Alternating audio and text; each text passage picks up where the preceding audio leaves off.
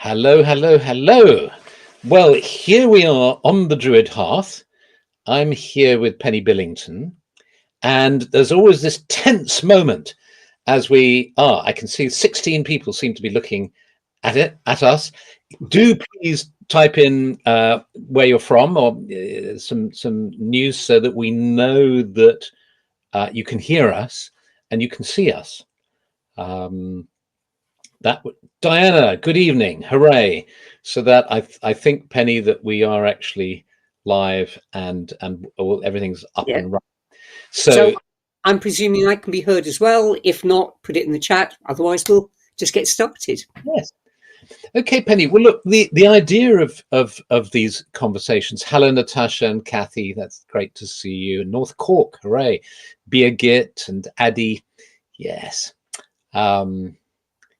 Sophie. So it's the idea with these chats is really, I just thought, particularly since the Hearth is a new venture for the order, I thought let's chat with various key people who've in their own way contributed to the growth and the development of the order over the last 30 years or so. I know certainly that I would love it if there were videos of Newen talking, of Vera Chapman. Yeah. Wouldn't it be great? I mean, I've found that one. I don't know if you've seen it, Penny. That one brief film clip of Newen on Glastonbury tour doing a ritual. Have you seen it? Yes. Yeah, Yes. it's as Yeah. if it's filmed in the 1930s or something. It was actually the 60s or the 70s, but So welcome everyone. Do just draw up a log in the forest clearing, and it's lovely to be together. Yeah. Um, It's so like hearthside tea with a druid, isn't it? yeah, absolutely. So Penny, how did you get into Druidry? What happened? Well, I completely understand everyone who says, I felt as if I'd come home, because a lot of us search for quite a time to find a spiritual path that fits us. And during that time, we can have many crises of confidence that says, am I just a spiritual tourist? I've tried this, I've dabbled with that, I put my toe in the water here. Nothing seems to stick. And then I found Druidry, and it did. And it was a magical act, because I won't say it aborted, but there were paper invitations to join OBOD then, Hmm. in the very early days, and one appeared on my living room floor. So, of course, somewhere it had dropped out of someone's handbag during a coffee morning. But Yes. of course, it appeared at just the right time, so it was a magical act. It was there. I never bothered pursuing which person was also in OBOD or whatever, and so I sent off for it. But the key thing really was, very soon after there was the first camp, and going to the first camp meant that instead of doing the course in isolation, which I don't know, maybe over 80% of Druids do and really get a lot out of it, I met people who were influential in the order in my first year of Druidry. So that And was was that the very first camp that we put on? yeah, It yeah, was, wasn't it? Where Ronald Hutton was there, Ivan Macbeth, yeah. uh, and yes. So Uh, you yeah. dived in. You had that sort of strong physical experience of Druidry. Yes, and there's something wonderfully leveling about meeting the great and the good, also with their toilet rolls under their arms as they go to a long drop toilet. Yeah, I mean, it's just camping allows you to see people just living on the land. It's absolutely wonderful. There was a very strong sense of community, Mm. and it was put on for us by John Appleton and various other, what were they called? I can't remember. And then Earth we took spirit, over. Earth spirit camps, Yeah, and Oak, or were they called Oak? oak something. Yes, oak. Anyway, John, thank you, John. And then we took it over from them. And That's right. Yes, yes. And they went on, and you probably went to camps for how many years? oh, many years, because well, Stephanie always said the value is not so much to us, but to our children. Mm. And those of us with young children, the kids just lived for these camps to see their friends and to mooch around in a field just by themselves, just having freedom, you know. Mm. So yes, we went back and back and back and back for many years, and I organised events for quite a time, for a few Yes. years, which I love doing because it gives you license to, you know, ring up authors and this sort of thing and just say, hey, how about it? And of course, supporters and members like Caitlin Matthews and people like that all said yes. So Mm. we had great times.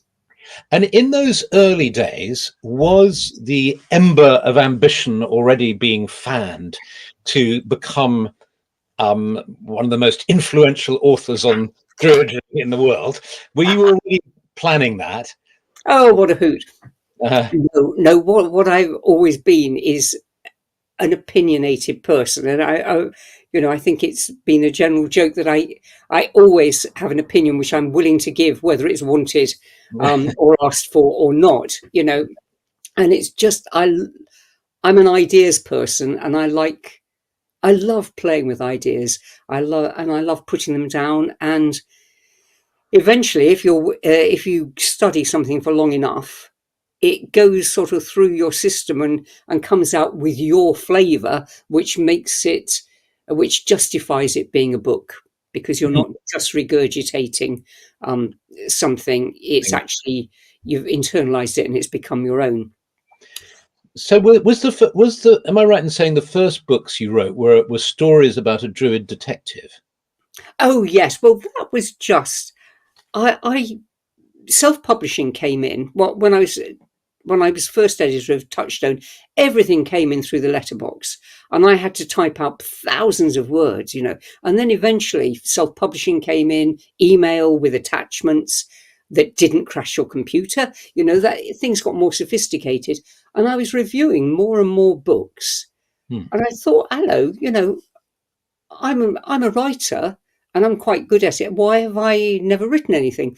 And so I got the idea of this druid detective uh, whose only remit was to maintain the ancient harmonies of the natural world. So if ever they were upset, he would be sent on a job. And the first one is just, don't buy the first one. Because the thing about because I self-published those before I got a publisher. The thing about self-publishing is that you grow up in public, and didn't have a voice for that. But I love film noir. I love it when Jimmy Cagney shoves the grapefruit in the Broad's face, you know, because he's annoyed with it. You know, it's so un-PC and so disgraceful, you know. So I have my druid sort of talking about women, like, you know, hey, this honey did this and that. And just, oh God, no! You know, this stuff is probably still out there somewhere. And of course, by the time I'd done a couple of the books, this druid had found his own voice, because I thought, what am I doing? A druid doesn't talk like that. You know, Hmm. how can I? Everyone who writes fiction is in love with their characters. You know, I thought, you know, the man I love, you know, Guion Dove, the druid detective, he's not like this at all. Why has he been talking like this through me? You know, so gradually he became Well, more and more. we've got one fan here, Duffid GC, is saying, "I love the Guion Duff stories." So that's Oh, that's kind. Thank you. so the what happened next? What was the book that you wrote? What was the first book on Druidry that you wrote? Well, it's funny how these things work out. That there was it came about because of gratuitous acts of kindness. Because I self-published those books, and someone who put on the Dion Fortune conference loved them and knew I loved Dion Fortune. I spoke at that conference. I got to know the other speakers. One of them uh, wrote to me and said, "This publisher is looking for a tame druid. If you've got anything, get in now." Hmm. And of course, that was synchronicity again. That was the time when I got the book Bubbling Under. Well, um, so it's funny. You just have to take the first. Dion Fortune, who I regard as my magical mentor, she died about 7 years before I was born. Hmm. Always said she was never the driver. She was always the snowplow, pushing aside the obstacles, but something else was driving. And I believe that. So you just keep jumping and trying things. And Yeah. eventually you get a little chain of coincidence that says, oh, that was the right idea. Well done. You did that one right. Yes. Yes. Oh, excellent. Oh, that's fantastic. And you found a publisher. You had the publisher for Llewellyn, wasn't it? Yes. Yeah. Yes. And then it was successful. The name of the book is. Is the path. Oh, well, actually, because I've just been talking at an occult conference, I've got it here. It's called The Path of Druidry. This is my big encyclopedia. It's this is Mrs. B's pamphlet, we call this, because it's quite a big one. And then what have we got here? Oh yeah, What came next? nine ways to charm a dryad. 9 Ways to Um, Chat. Wasn't there one before that though? yes, there's something in between, isn't there? Oak Ash and Oak, Birch, but the three No, trees. no, no. That's that one. That's this one. Then I've done the Dion Fortune book about the Kabbalah because I've been studying Kabbalah for Right. years now. Yeah. Um, and then there's my tiny little book, which I would hotly recommend. Actually, I'm still pleased with it, although Mm, it's not as grown up as David Spangler's stuff. But it has ideas on magic in it. And some people are eco druids, and some are academic druids, and so we're all a bit of everything, of mm, course. mm. But I am a magical druid.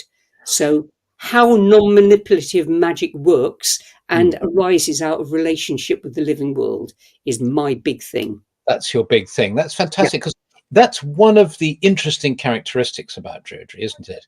That some people can approach it devotionally. They can be yeah, very devoted to particular gods or goddesses or a god or goddess, and to the earth, and it's a devotional path. Other people can approach it in a very academic way. Um, and then within that, you've got people who are fascinated by stone circles or fascinated by particular aspects of hmm, history or the Druid tradition. yeah. And and And we and saw that at the Fringe, of course, at the yeah, Fringe events. There was a huge range of different aspects of all within a druidic context. Yeah. yes. And I'm glad you've mentioned the Fringe because I think you introduced that into the culture of Obod, didn't you? Well, I Or can't. I think it might have been you. I'm not sure. I know we got landed with it for a couple of years, didn't we? Between us, trying to find venues and keys and speakers and yeah. this sort of thing. But Just it's to all explain, been sorry, about, just to, I think maybe we should explain to yeah, viewers what the Fringe is because you may not know. And it's interesting how sometimes a practical problem can result in really quite a creative something being created rather interesting. So the practical problem we had was that we have the town hall in Glastonbury with a numbers limit of 250. We have an event that we've been having every year, which is limited to that, which is gradually getting full up. Um, and we decide that we want to do some other smaller events. There are lots of members who want to put on workshops and so on. So we think let's carry on and do Monday or Tuesday. The town hall isn't available, but you can rent rooms in various venues in the goddess house and so on. You can rent smaller rooms that take 25 people here, 50 people there, and all that. So then you've got a very real practical problem. That is, if you sell tickets to 250 people, how on earth do you manage these different rooms with different numbers of people? Because people will then be upset if they can't get into the room, and it gets really very messy and complicated. And in the end, we came over to the concept of the Fringe, whereby the ticket was just for the weekend, and you bought your ticket and you were entitled to a seat in the town hall for those 2 days, and you were welcome to then stay on for the Fringe. And the Fringe is free and it's first come first served in a variety of venues around the town, mm, and it's worked terribly well. And so yeah. so you It's a know glorious melange, isn't it? And things sort of accrue to that because last year I started a meet and greet, ostensibly for new or for solitary people or people who are a bit shy or whatever. And I've got a different grove to host it each year. So that happens on the Friday. So you don't get thrown in to this huge, great group of people not knowing anyone. You will have met someone on the Friday if you had a cup of tea. And we always do a little attunement because we're druids, and then we tend to do druid speed dating. So we sit round tables with a focusing person and sort of, I don't know, talk about trees or myths or something. And then, a bell rings and we all go and meet some other people, and talk about druidic things. And it works ever so well. It, it works very well. But I've seen a few faces and I think, I'm sure you're not new and I know you're not shy, but it's such fun. They come along anyway. Oh, and another thing that's Yeah. just come that was put in place by Marcus Bolonius, which is brilliant, is the informal Eisteddfod, which is Mm, going to become a regular, mm. because this is for people who don't want to be on a main stage but have some good stuff to offer. And it's all about opening it up so more and more people, we all, like you always say, this is the cake. We're all in the kitchen and we're all stirring the cake, Mm. and putting our bit in. Yes, it was lovely to be in that open mic evening where for the Eisteddfod we make sure that the quality is really good. So every contribution is fantastic.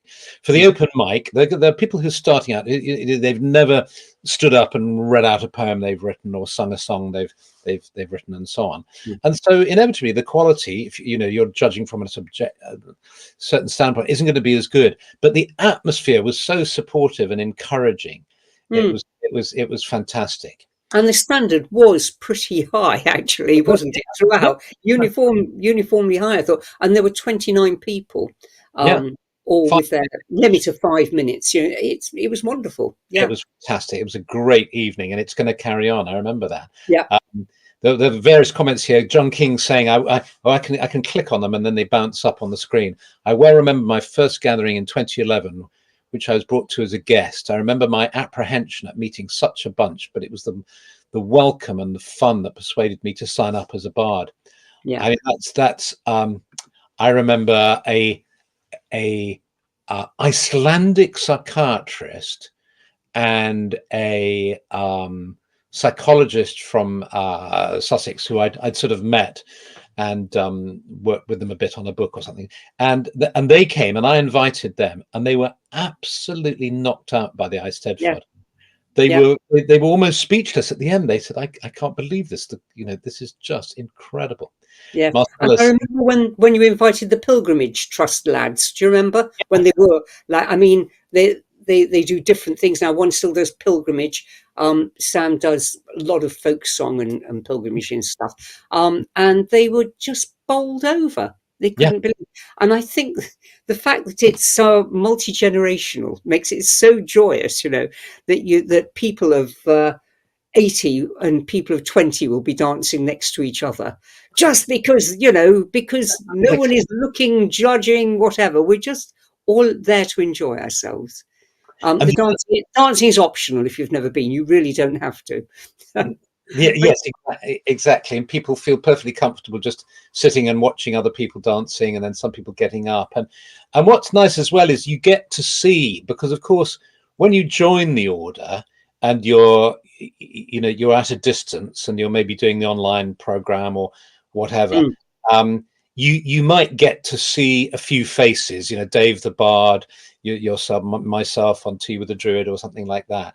But yeah, it's when you come to a gathering, a big gathering, whether that's a camp in the States or in New Zealand or mm, Glastonbury, you suddenly experience the range of people. And what has always I remember Stephanie first pointing this out to me, is that it's not all one type of person. There's a no, range of people, range of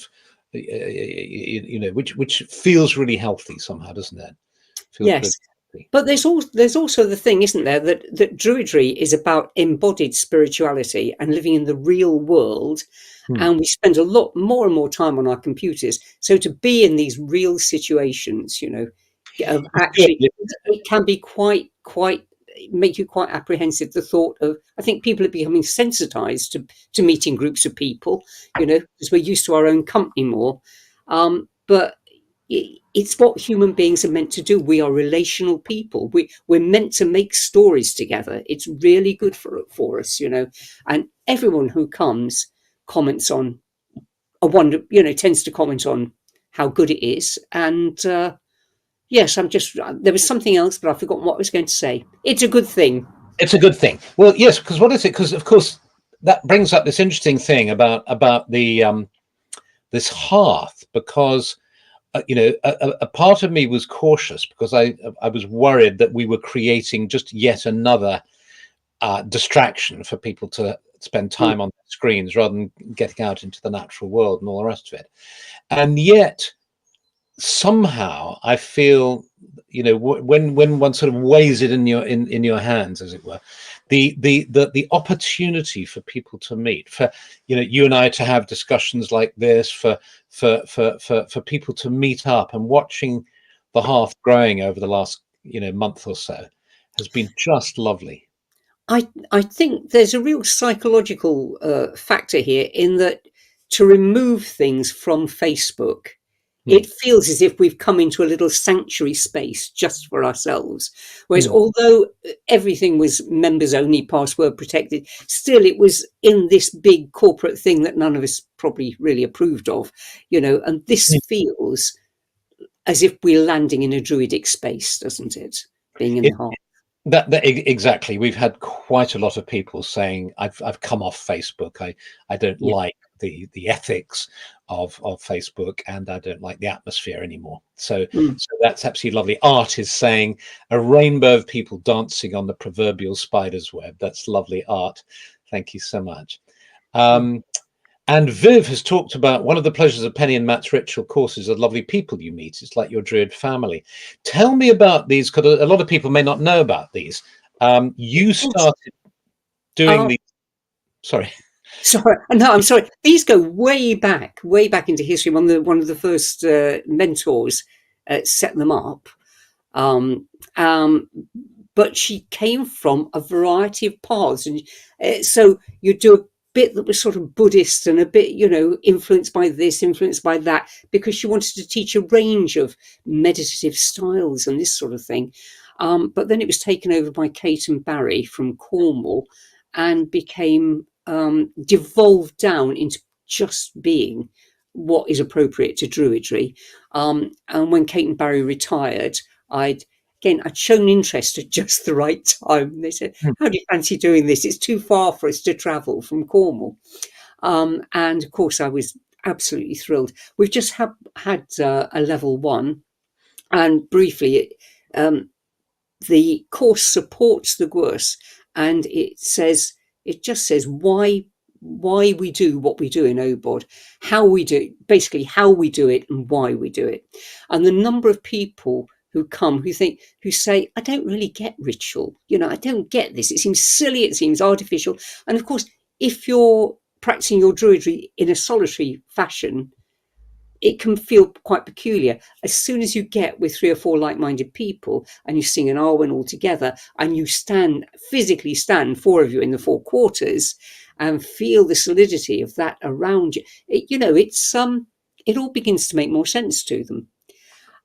And what interests me is that because the outside world has taught us all our growing up that this sort of stuff is a waste of time, it's imagination, it's nonsense, intelligent people wouldn't do it. People come with massive sort of insecurity about their right to do it, about their ability to do it, and also people who come to OBOD, they seem to have real integrity. They want to do it right. Hmm, So much let me do it right anxiety around stuff. And I always say, the gods, the creator, creative energies of the universe understand our intent. They don't care about our mess ups, hmm, because as long as we're in a human body, we will mess up. You hmm. know, either of us, Philip, might do it before the end of this interview, even though it's coming very soon. Yeah, Anything can happen because and we're human, but the gods won't mind. yes, Our yes. hearts are pure. Exactly. Mm. And when's the next one you're doing? Oh well, we just had a level one. Usually we do two level ones, and that makes enough people for a level two, which will happen in September. So if anyone here has done the level one course, um, then they'll find out in the events page of the Hearth. The last weekend in September is for level two, and there'll be another level one coming up soon. And That's we did a level three as well. You think, what oh, do you do with a level three? mm, Surely you walk with the gods by then, you know. Well, yeah. we found a fantastic way of coping with level three Oh, and having fantastic. a deeper experience, because it's not about learning more and more and more. It's about Deeper deepening and your deeper. experience. Isn't that's fantastic? And you've done that. You've already done that. We've done a level three. Yeah. Yes, it Have, was very successful. we'll have to talk about. Do you think this is something that could ever be done online? I think it would. No, I don't. I think the essence of it is to get all those solitary people together, Right. all those inexperienced people together, and give them a real experience. Right. Okay. Yeah. Yeah, I. It would have to be. It would be a different animal completely if you did it online. Yeah. Yeah. Yeah. And now Good. you've said it, of course, my mind's beginning to work. Yes. I don't Yes. know. Thank you. Well, you remember you and I did a workshop with Susan Jones, contributing as well on workshops on doing workshops. We did a Yeah, workshop on doing a workshop, yeah, and I'm going to try and do that online over the next few weeks, because there's a manual. There was a sort of a manual that I made yeah, with material which can easily go up in the Hearth as a PDF that people can download. yeah. So I'm going to experiment with doing a workshop on the Hearth soon. Oh, Uh, you've been experimenting with us all for about 30 years, Philip. We are just your guinea pigs. um, so yes, well, I'm aware it seems important that we don't go on too long with these conversations. Sure. It always feels good that it feels like we could talk for ages. But I just want to think about, we're coming up to the half an hour mark, but I just want to see, Viv Wright is saying level 3 was wonderful, highly recommended. That's great. And well, I mean, we haven't talked about your editorship of Touchstone. You Oh, yeah. you you edited Touchstone for 22 years, didn't you? Yep, that's right. But best therapy I could possibly have had. I absolutely adored it. Why was And it therapy? Why was it so therapeutic? no matter what, I really feel that having a job is good for people, and no matter what, and making outside contracts that have to be fulfilled.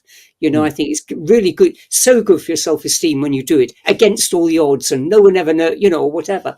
It was wonderful. I never missed an episode, a thing. It wouldn't have mattered if I had, because but circumstances dictated that I didn't have to. that, Um, if I could just say, that was extraordinary for Penny to edit the magazine for 22 years mm, without ever missing a deadline. yeah. You know, even though you must have occasionally got a cold or the flu, or I did it. I did it from intensive care twice. It oh my, wasn't me in intensive care, but no, that's what I mean when I say it was good therapy. It was yeah, really good. You know, no matter what the world throws at you, actually going deeper than Touchstone, I found Druidry is very good support system. You know, in itself. You know, you go to your grove and you maintain your balance, and you do what has to be done. Anyway, yes, I did Touchstone for so, all those years, and I loved it. And the main thing was, it's such a privilege to read everything and uh, just feel that, you know, when you read someone's creative work, you feel you know them. You know, that yeah, you cannot write creatively and not give yourself away. And it was fascinating. Absolutely loved it. What I'm not loving now is being able to go away and not think the deadline was there, so I've got to prepare that, go away, the next deadline's there. Don't want to do that anymore. yeah, yeah, exactly, brilliant. Well, if you look, on the Hearth, if you look down on the left hand column, Yeah. you see there's the magazine section. and you'll see there are lots of issues of Touchstone, an archive going way back. We're going to add even more over time, we hope. But what you might not have noticed, because just in the last few days, Chris has been adding on. We have Dridenstein, the German magazine, Menhir, the French magazine, but he's added in Ofusio, the Portuguese magazine, Oh, and wonderful. what other languages are there? I can't remember. I've lost track. But there's two Oh, more. Serpent Star, the Southern yeah, Hemisphere one, and Dryad. He's just in the for the process. Netherlands. Yeah, You know, and it's just extraordinary, the creativity there. Just to go into the, if somebody wanted to say, well, what's this Obod thing about? What's, you know, and just go into the magazine section and see that creativity there. yeah. Just fantastic. Well, Penny, let's do this again. That would be wonderful. I want to talk philosophically, you see. I want to say we're both getting to a certain age. You say, what's this about linear time and cyclic time, and why does it take so long to get to when you knew when you were 20 where you wanted to be? How's it taken a lifetime? And loads of druid stuff. Let's have another chat very Let's have soon. another chat, a more philosophical one about deep subject. No, that's a good idea. That's a good idea, Penny. Let's do it. Let's do a round two. In the meanwhile, thank you so much, everyone. Penny, you stay on in the green room, Yep. and I'll just Thank finish. And we'll both of us can say goodbye to everybody. Bless you all, and have a lovely week. And Happy see you. solstice. Happy solstice. Yes, we're coming up to the solstice. Happy solstice.